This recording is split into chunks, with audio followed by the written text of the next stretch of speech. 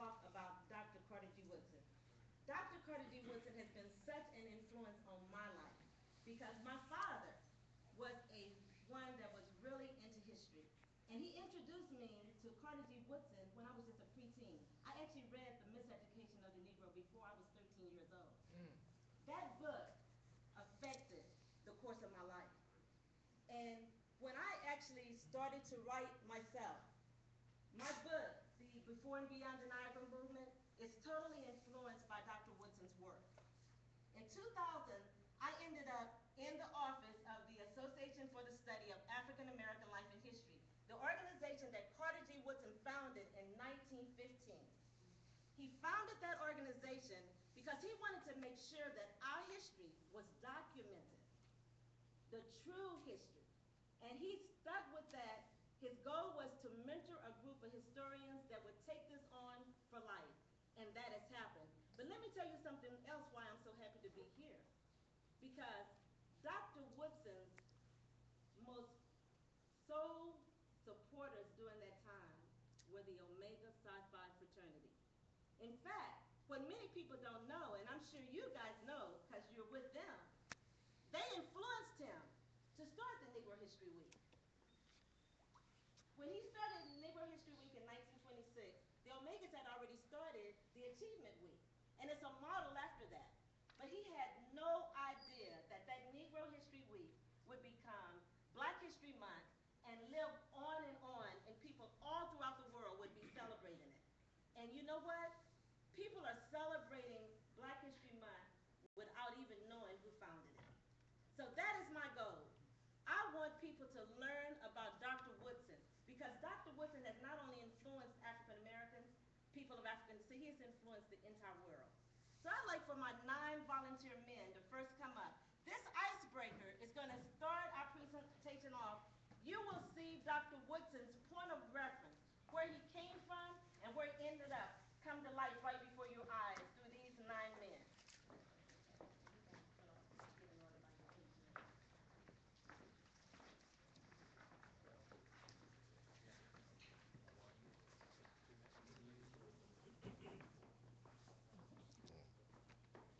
You okay?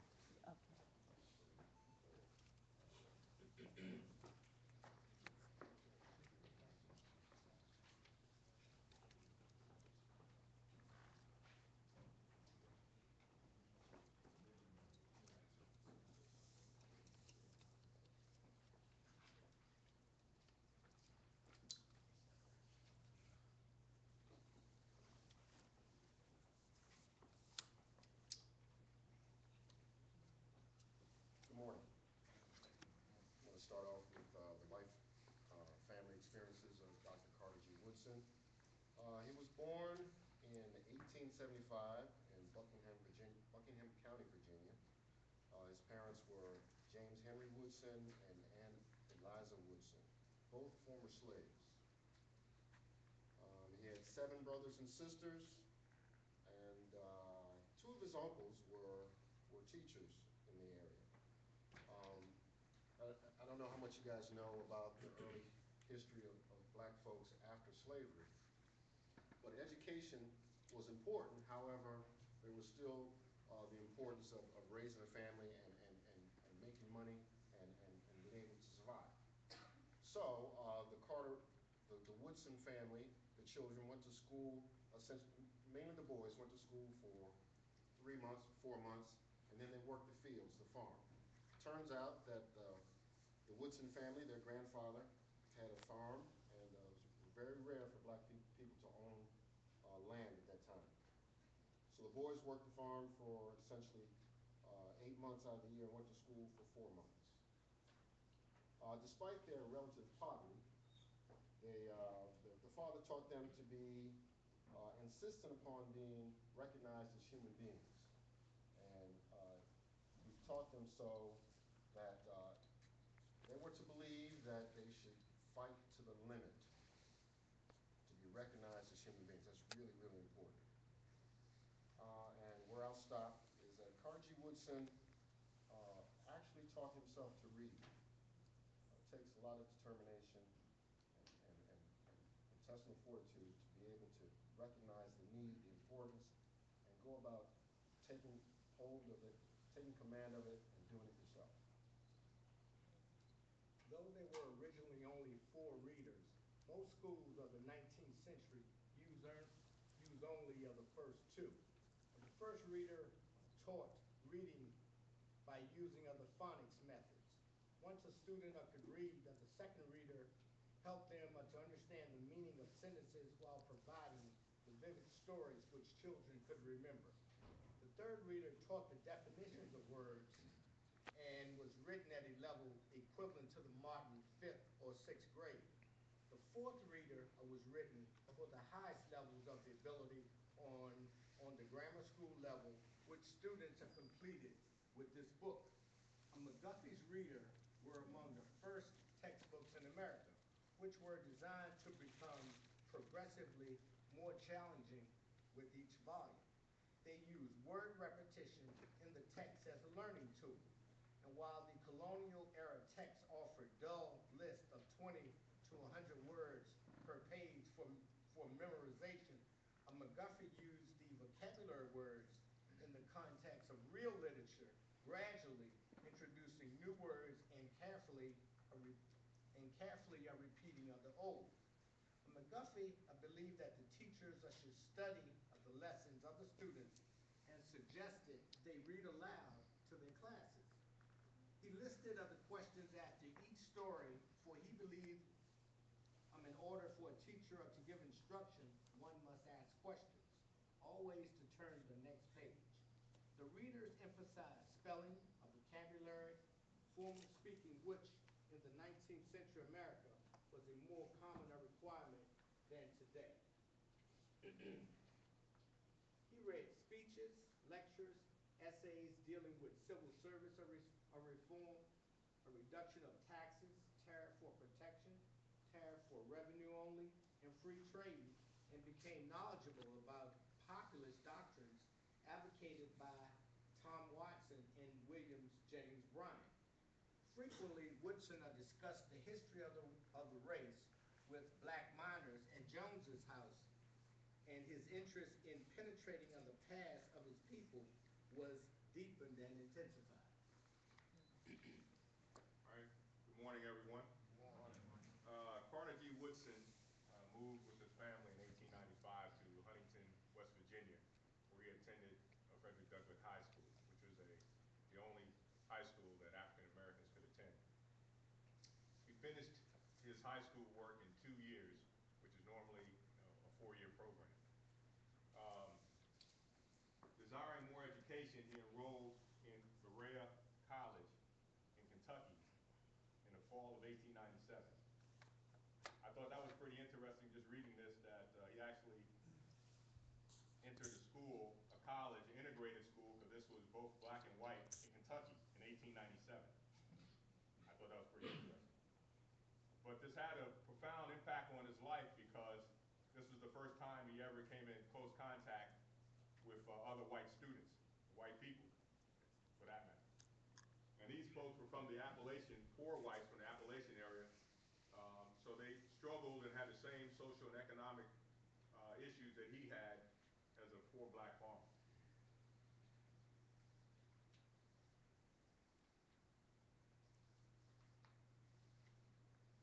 And he used this entry into college to further his knowledge and to help him engage in getting an understanding and appreciation of history because of all the books that he read. He was an avid reader. Now I'll leave it to you. Go for it. Good morning, everyone. Good morning. I was reading through these pages here, and clearly this man, Carter G. Woodson, exemplified some perseverance. You see, like every place that he went, whether if he was with his family, or in this case, seeking his education, he had some obstacles. The president of Berea was clearly not a fond of African Americans. He realized that education could further a person's advance through life, but he wanted that advance to be for white people of Appalachia, not necessarily of African American descent, African descent.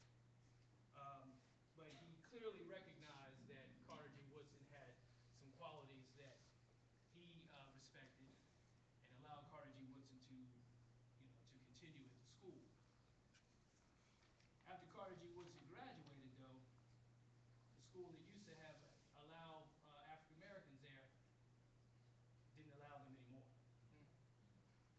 And it's just interesting how how these things happen. you know. So and clearly you can see somebody does well, African American, the state of Kentucky says we're not having it. Takaji Woodson, he enrolls in the University of Chicago. It's a very prestigious institution. He was seeking to get further education and get a master's degree. But they told him that his courses that he took in Berea weren't good enough. So he had to seek another degree.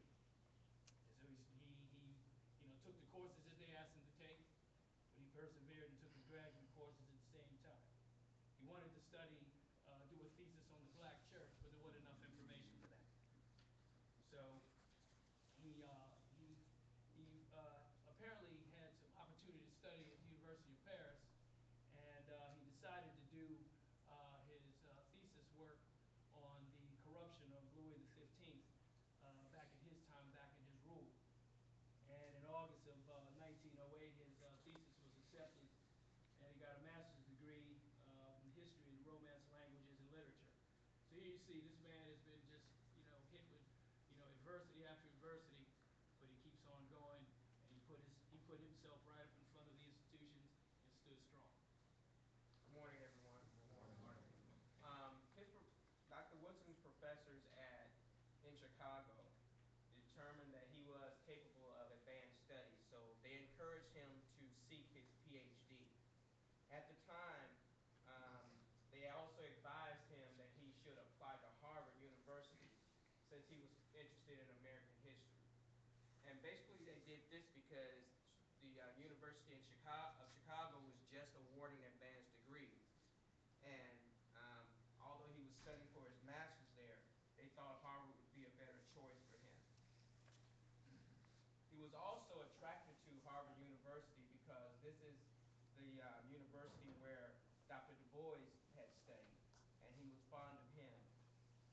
He arrived in Cambridge, Massachusetts on October of 1908. In December, the history department approved Dr. Woodson's plan to study at their university. He took American history from a professor named Edward Channing. And this is important because Woodson believed that Channing was very liberal on racial issues. He later recalled a seminar that Channing did where he not only belittled the Negro's role in American history, but he also argued that the Negro had no history. Frequently, Dr. Woodson and Channing sort of butt heads in class and had arguments or challenges, as we shall say, on some of the information and the history of the Negro. Because of Channing's negative attitude, Dr. Woodson decided that he did not want him as the chair on his dissertation, as his dissertation advisor. So he asked Albert Bushnell Hart to serve as that advisor. He later learned that Hart also believed that blacks were inferior, but he had this thought that through education, he thought that blacks could move forward and they should be given an opportunity to improve. Woodson was not just the first student of Hart, because Dr. Du Bois had also attended Harvard and Hart served as his dissertation advisor. While Woodson did not share a lot of Hart's interpretation, they did talk a lot about the philosophies of the Negro. As a matter of fact, Hart ended up writing several articles for numerous magazines and newspapers, believing that, as Woodson did, it was important to present our history, or the Negro history, to the general public.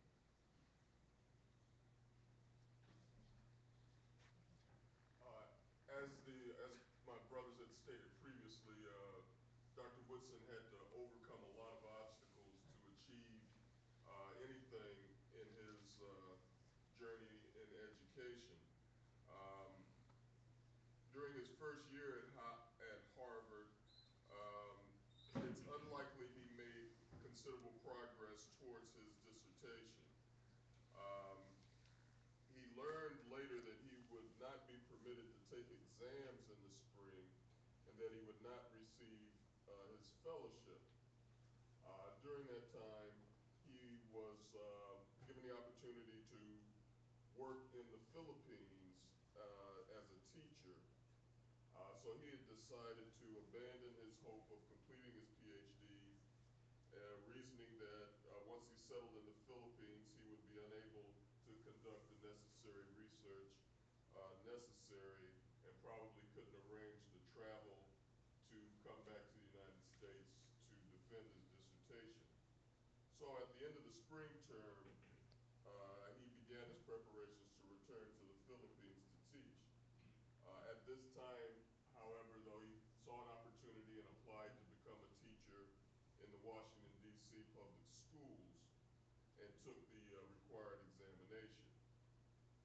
In July of 1909, he left Cambridge, Massachusetts, where Harvard is, to visit his family in Huntington, West Virginia, where he received word of a job offer in Washington, D.C. with a salary comparable to that he would receive in teaching in the Philippines. So just 5 days before he was to leave to go to Seattle to catch a ship to the Philippines, he wrote the Assistant Bureau Chief of Insular Affairs to decline the position teaching in the Philippines and accepted the one in Washington, D.C.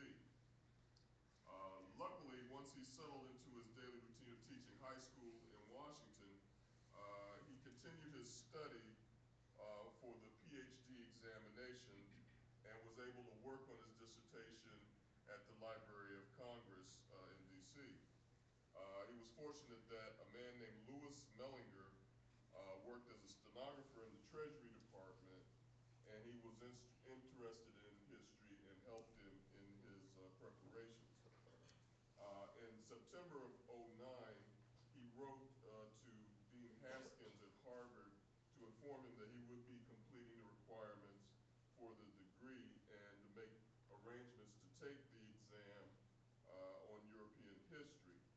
He took the exam and passed it easily. That Professor Channing, that the brothers had spoken about previously, chaired a committee that consisted of a number of other professors, and they examined Dr. Woodson in early and modern British history, German history, theory of the state, and the history of the church from the fall of the Roman Empire to the middle of the 15th century.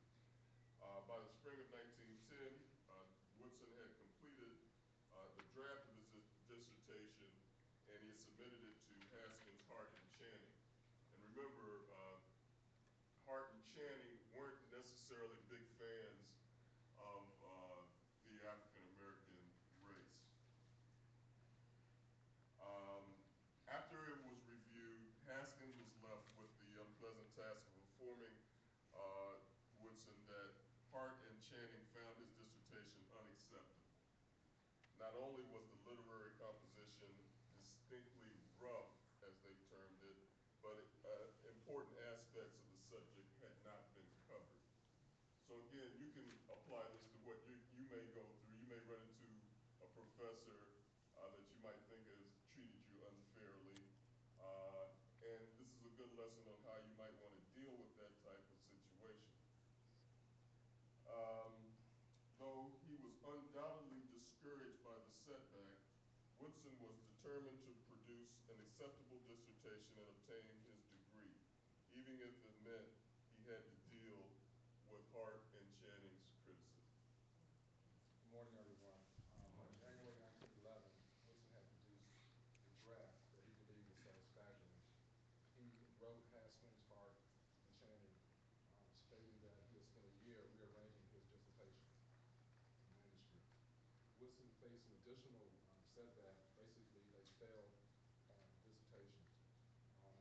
But he was allowed to arrange a special examination in May 1911 with 16 other students, and he was the only one that failed that special examination, surprisingly enough. And a special examination was on a American history. Hart, as chairman of the committee, may have influenced the final decision to fail Woodson when Woodson took the examination again in April 1912. Hart had been removed from the committee and replaced by Channing, and Woodson passed. I'm sorry, in the second examination. The dissertation was approved and accepted by the graduate school shortly thereafter. Although Woodson did not acknowledge Hart as the chairman of the dissertation committee, Hart's signature appeared first on the title page of Woodson's dissertation, followed by Turner and Channing. I sat down because I'm tired. I'm old. I'm 79, but let me tell you what I did. I went to an Omega ball last night, and I tried to do what the young people did. I'm going to go out of character, as you would expect me to do. I've been given this paper to fill in about the biography of Carter G. Woodson. You can go to the website and find out all about it.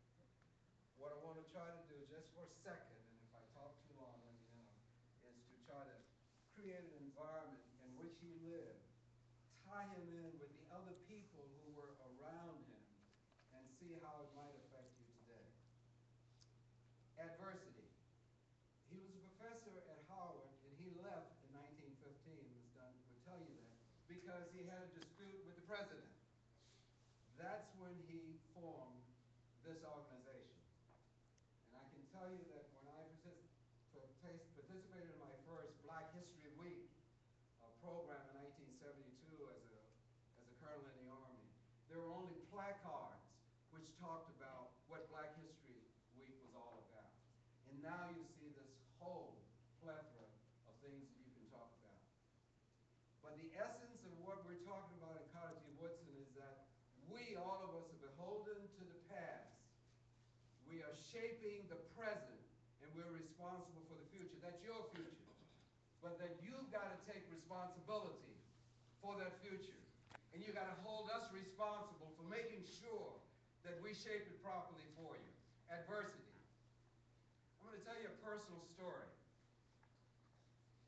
And this story I want to tell you because I want you to listen to what two people who were in schools just like Carter C. Woodson, what they were saying at the time.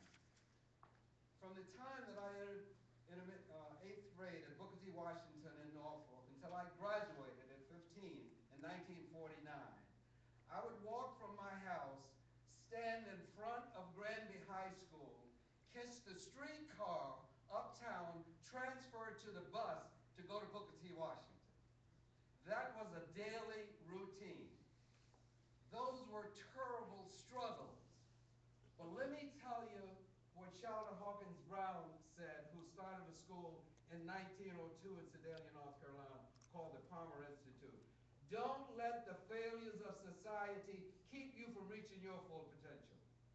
We can complain about how bad things were. We can complain about the fact that we're black. But Nanny Helen Boris said, we got to stop blaming white folks for all of our problems. Now, the next thing I'm going to say is, Mary McLeod Bethune started a school in 1904, Bethune-Cookman College. You know what she said? Our past struggles have made us too hypersensitive and truculent. I want my people to have good relations with all people. So it was Mary McLeod Bethune, Nanny Helen Boris, and all of them. I beg your pardon? Speed it up. I'm going to finish. I'm going to finish. It was that person, and I'm sorry for this, but I just don't want to get up and read the biography. It was that person and all of them who came together with Carter G. Woodson to create the environment that they have. So I'm simply going to finish by saying that, as he wasn't married, like Nanny Helen Boris, he was married to his work, so he made sacrifices. And so did Boris, and they all made sacrifices for you. So I'm going to quit now. But all that I'm going to say is that this paper shows that education and Christian values were all together as these people created a better life for us. So what Carter G. Woodson left for us was a legacy that that lady followed, and he did it in conjunction with the others, and I apologize for going off script.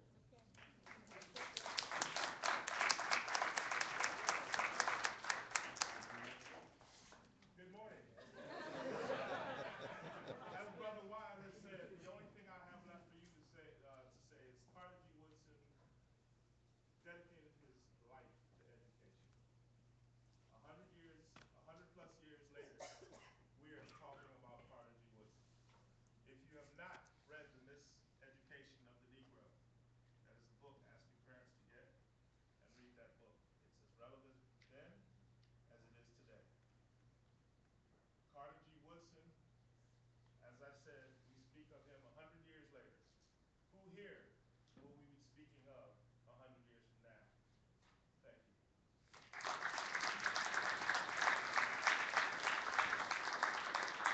Thank all of you. One of the things that didn't get touched on was Dr. Woodson traveled all over the world. And that was the part that, when you talk about somebody in the early 1900s traveling all over the country, he actually visited schools with different cultures and different races of people. And he studied how they taught their children. So when Dr. Woodson came back here, when Dr. Woodson started this organization, and I want you to remember the name of the organization. It seems long, but they needed every single word in it. The Article D is not a part of the name. But I want you to repeat after me the name. It's Association. Association. For the Study. For the Study. Of African American Life and History. African American Life and History. Let's say it again. Association. Association. For the Study. For the Study. Of African American. Of African American. Life and History. Life and History. And I'm going to be giving prizes at the end, so there are certain things I really want you to remember, and that's one of them. I also want you to remember that Dr. Woodson was not only the father of Black history, but he was a pioneer of multiculturalism. Whenever I ask you who Dr. Woodson was, always add a pioneer of multiculturalism. Why do I say that? When Dr. Woodson started this organization, his main goal in mind was racial harmony. And people say, how are you going to promote racial harmony talking about African American history? Well, Dr. Woodson, first of all, he knew that our history was United States history that had been left out and ignored. The only reason we separated is because it's not getting taught. So we have to continue to teach it separately until we get the school system to incorporate it properly. The other thing is, Dr. Woodson believed that if people knew the truth about our history, they would not see us as inferior. So young people, when we talk about the work of our history, and a lot of young people and some of the older people, young people, some people in my generation, the baby boomers, don't think history is important. But when you see people that don't think history is important, it's because they don't understand how important where you came from is in order for you to know where you're going. One of Dr. Woodson's quotes was, "The world does not need, nor will it ever have, the heroes and heroines of the past. What this world needs is an enlightened youth, not to undertake the task like they did, but to imbibe in the spirit of these great people with equal nobleness of soul." Before Dr. Height died, my husband and I got a chance to interview her and ask her about her relationship with Dr. Woodson. I want you to listen to what Dr. Height said. We asked her to talk. She said, "How much time do I have?" I said, "You have 8 minutes." She gave me a total 6 minutes talking straight. And I want you to listen closely to some of the things she said, and I'm going to